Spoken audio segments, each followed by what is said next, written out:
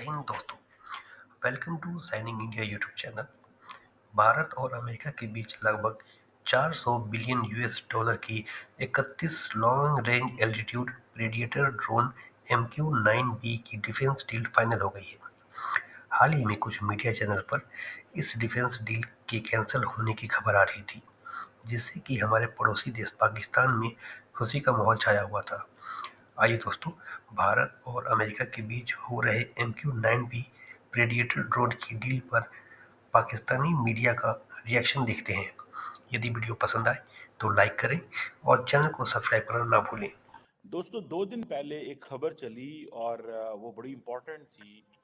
ये कहा गया कि अमेरिकी जो कांग्रेस है बेसिकली उसने 3 जो ड्रोन सेल थी इंडिया को वो रोक दी है until there is a meaningful investigation on the attacks किए सब बेसलेस थे।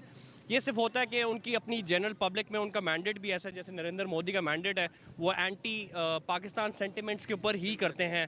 तो एंटी पाकिस्तान सेंटिमेंट्स को रखते हुए उन्होंने इस तरह की डील्स की हैं ताकि उनकी गवर्नमेंट द्वारा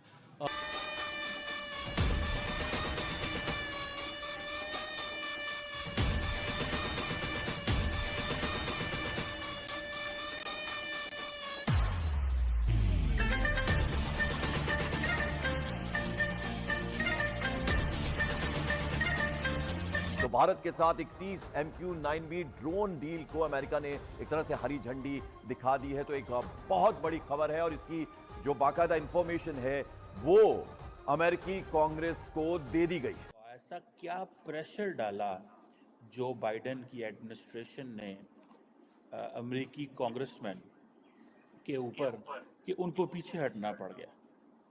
ये बड़ी इम्पोर्टेंट है। देखें बेन कार्डन जो है वो चेयर हैं फॉरेन रिलेशंस कमेटी के और उनका ये स्टेटमेंट जारी करना कि जो MQ-9 ड्रोन्स जो इंडिया को दिए जा रहे हैं वो हमें अश्योरेंसेस दी गई हैं है कि भारत के पास 31 ड्रोन आ गए UAVs जो अमेरिका देने वाला था भारत को। भारत ने लगभग $4 अरब की डील करी और उसका final It's not something else is behind this all of it. ये it's not a big deal.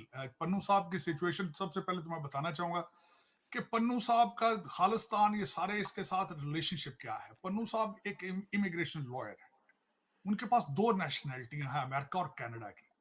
और दूसरा, ये जलसे निकालना खालिस्तान के लिए ये उनके कारोबार का हिस्सा था, उनकी दुकान का हिस्सा था। ये that's exactly you can say that.